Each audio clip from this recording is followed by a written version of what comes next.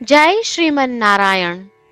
રામાનુજદાસ શ્રીમાન ગટ્ટુ વેણુગોપાલ સ્વામી દ્વારા વર્ણન કરેલ શ્રીમદ ભગવદ્ ગીતાનું ગુજરાતી ભાષાંતર હું આપને કહી રહી છું. અધ્યાય 12 ભક્તિ યોગ, શ્લોક 5. ક્લેશઃ અધિકતરઃ તેષાં અવ્યક્ત અસક્તચેતસાં અવ્યક્તા હિ ગતિર્દુઃખં દેહવદ્ભિઃ અવાપ્યતે. ઓમ.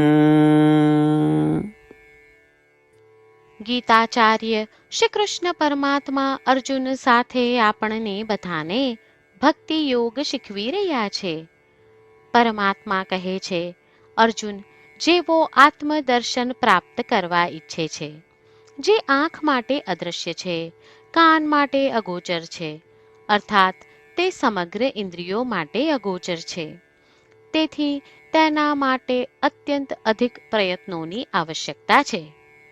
સામાન્ય રીતે પ્રત્યેક મનુષ્ય હું શરીર છું એવું વિચારતો હોવાથી પ્રત્યેકનું મન તે પ્રકારની ધારણા અને ભ્રમણાથી ઘણું પરિચિત હોય છે. આવા મનને આત્મા વિશે સમજાવવું અને તેની અનુભૂતિ કરાવવી કે જે ઇન્દ્રિયોથી અદૃશ્ય છે, તે અત્યંત કઠિન કાર્ય છે. આ પ્રમાણે શ્રી કૃષ્ણ પરમાત્મા આત્મદર્શન પ્રાપ્ત કરવા ઈચ્છતા મનુષ્યોના પ્રયત્નોને સમજાવી રહ્યા છે. ચાલો આપણે શ્રીમન નારાયણનો સાક્ષાત્કાર પ્રાપ્ત કરવાની ઈચ્છા સાથે શ્રીમન નારાયણને શરણે જઈએ. શ્રી કૃષ્ણ પરમાત્માનું શરણ લઈ આપણું જીવન અર્થપૂર્ણ બનાવવાનો પ્રયાસ કરતા ચાલો આપણે બધા શ્રી કૃષ્ણ પરમાત્માના શબ્દોનું આ શ્લોક સ્વરૂપે પુનરાવર્તન કરીએ. ક્લેશોऽધિકતરસ્તેષાં અવ્યક્તાસક્તચેતસાં અવ્યક્તા હિ ગતિર્દુઃખં દેહવદ્ભિઃ અવાપ્યતે. શ્રી કૃષ્ણ પરમાત્માએ આખી ભગવદ્ ગીતાનો સાર અધ્યાય 18ના શ્લોક 65 થી 70માં 8 ઉપદેશ દ્વારા કહ્યો છે. શ્રી કૃષ્ણ કહે છે, જે મારા આ 8 ઉપદેશ અનુસરે છે તે મને પ્રિય છે. એ સર્વે ભક્તોનું હું બધી જ રીતે રક્ષણ કરીશ. શ્રી કૃષ્ણ પરમાત્મા પાસેથી આખી ભગવદ્ ગીતા સાંભળ્યા પછી અર્જુન કહે છે, કરિષ્યે વચનમ તવ, એટલે કૃષ્ણ, હું તમારી આજ્ઞાનું પાલન કરીશ, તમે કહો છો એમ કરીશ. અને આથી જ શ્રી કૃષ્ણએ દરેક પ્રકારના યશ અને વિજય અર્જુનને આપ્યા છે. તો ચાલો આપણે પણ પરમાત્માને 8 વાતો પાળવાનું વચન આપીએ. પરમાત્માને આપેલા વચનથી મોટી કોઈ પૂજા, તપ કે યજ્ઞ નથી. 8 પ્રતિજ્ઞાઓ જે આપણે લેવી જોઈએ તે હું હવે કહું છું. આપ સૌ પણ એનો મન અને હૃદયથી વિચાર કરો. આ રીતે શ્રી કૃષ્ણને વચન આપતી વખતે આપણે સૌ શ્રી કૃષ્ણની હસતી મુખમુદ્રાનો મનમાં વિચાર કરીએ અને પરમ આનંદનો અનુભવ કરીએ. જય શ્રીમન નારાયણ. આપણા 8 વચનો આ પ્રમાણે છે. આપણું પહેલું વચન, હે શ્રીમન નારાયણ, તમારા ઉપદેશ પ્રમાણે હું હંમેશા તમારું ધ્યાન અને ચિંતન કરીશ. આપણું બીજું વચન, હે શ્રીમન નારાયણ, તમે કહ્યું છે તેમ હું સદાય તમારી ભક્ત રહીશ.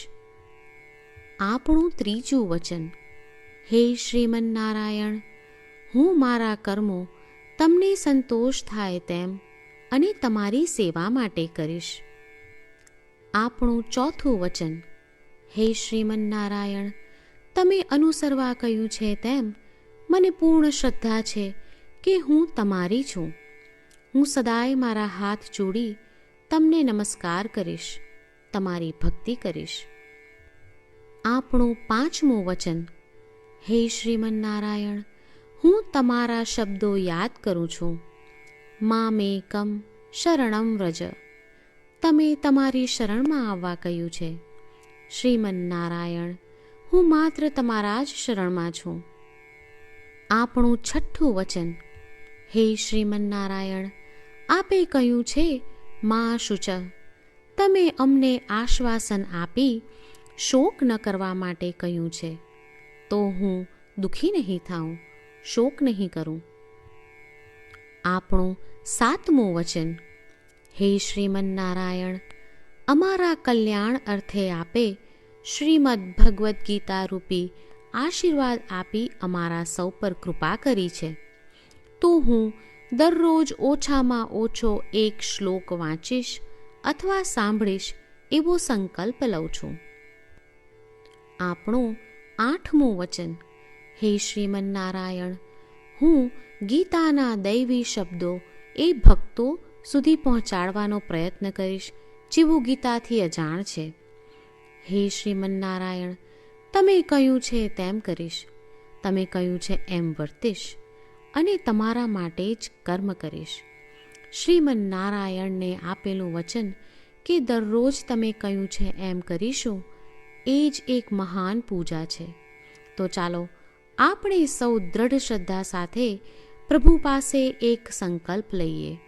શ્રીમન્નારાયણ, કરીશ્યે વચનમ તવ. શ્રીમન્નારાયણ, હું તમારી આજ્ઞાનું પાલન કરીશ. સર્વમ શ્રી કૃષ્ણાર્પણમસ્તુ. જય શ્રીમન્નારાયણ. ક્લેશઃ અધિકતરઃ તેષાં અવ્યક્ત અસક્તચેતસાં અવ્યક્તા હિ ગતિર્દુઃખં દેહવદ્ભિઃ અવાપ્યતે. ઓમ ક્લેશોऽધિકતરસ્તેષાં અવ્યક્તાસક્તચેતસાં અવ્યક્તા હિ ગતિર્દુઃખં દેહવદ્ભિઃ અવાપ્યતે. જય શ્રીમન્નારાયણ. તમામ ભક્તોને ખાસ વિનંતી. આપણા જીવનની દરેક બાબતોમાં આપણે તાત્કાલિક અને અસરકારક પરિણામો ઈચ્છીએ છીએ. આ પ્રાપ્ત કરવા માટે ચાલો દરરોજ 1 મિનિટ ફાળવીએ અને નારાયણાસ્ત્રમ વાંચીએ. નારાયણાસ્ત્રમ મેળવવા માટે તેની વેબસાઇટ જે www.narayanaastram.org છે તેના પર જાઓ અને રજિસ્ટ્રેશનમાં તમારું નામ અને ઈમેલ આપો. તમે આપેલા ઈમેલ પર તમને નારાયણાસ્ત્રમ PDF પ્રાપ્ત થશે.